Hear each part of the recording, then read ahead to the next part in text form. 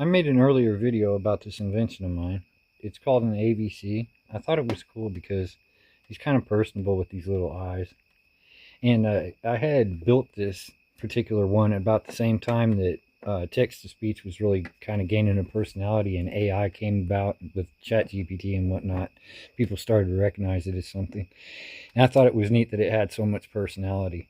You can see his little eyes in there. But he's even neater when he comes on. But this might be giving people an idea that there'd be a problem with impedance. All right, there's you hook it up in line. You got this particular one has incandescent LED, incandescent lights run to a motor, which would come back to your speaker. So your speaker would go into one line of the light would go to the motor would go back to the speaker.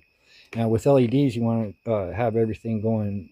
You come off the positive of your speaker to the negative of the LED to the positive of the motor back to the negative of the speaker. Now doing that, you might have a problem with your impedance.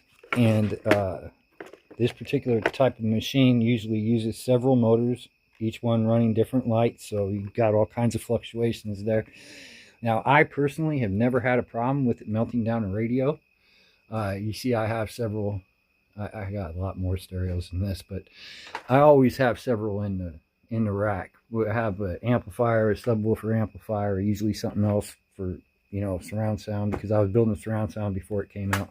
But what I would do if you're concerned about that is get a cheap, you know, radio, anything like a 30-watt radio, something like that. Run it off your AUX, and that way you have a separate system running that, because you don't want to melt down something like a Denon or something that's really high end.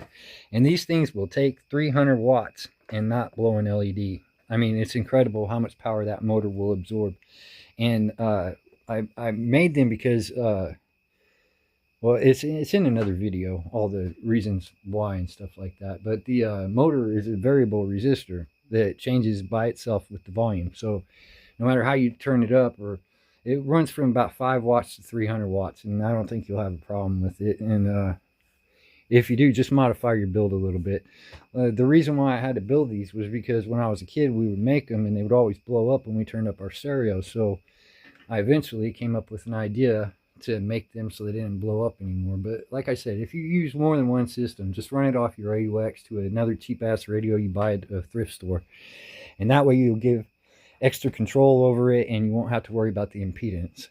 And I want to do that personally because I like to have the separate control over the lights. They already flash at different times, but that would give you even more control over the spectrum. And it's really a beautiful little thing. I'd like to get one fixed for you guys. Thanks.